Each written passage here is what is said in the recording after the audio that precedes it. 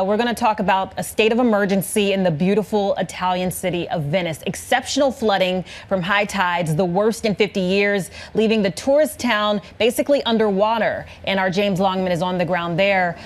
James, have you ever seen anything like this? Can you just tell us what the extent of the damage is?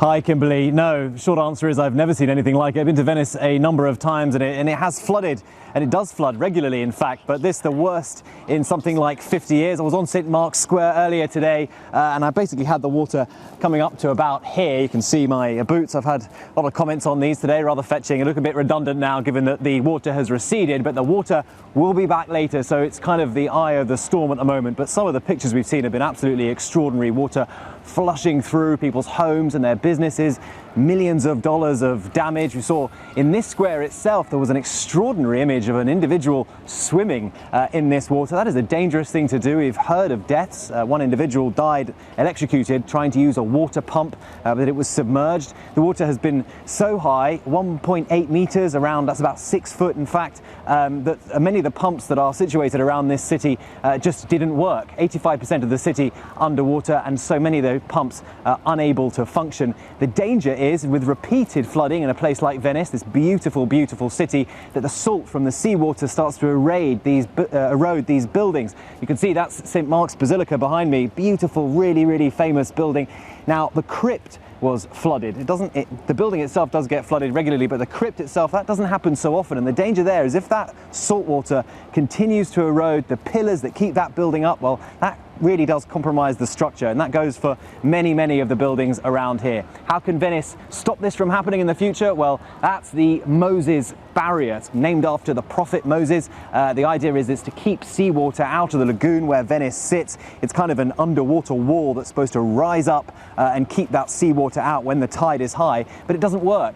They built that back in 2003, well, they started building it then, and it still doesn't function. So people in this city are angry, really, that all this talk and really that barrier hasn't functioned. I think about my own city of London. We have the Thames barrier. That works just fine. It's a similar sort of situation. So why can't they get that thing working? People point to corruption, apathy on the part of politicians. That's a problem across Italy. And so I think these images that we've been seeing in Venice are destined to continue year after year after year, as long as they don't get that Moses Barrier working. Kimberly?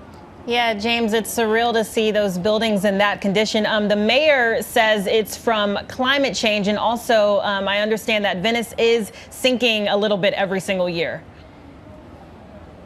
Yeah, look, the climate change argument is an interesting one. It's certainly true that global sea levels are rising, but Venice is built on stilts, and under those stilts, it's basically mud. And there are parts of this city that are sinking. You look at some of the buildings and they're kind of skew whiff, so the foundations aren't entirely there.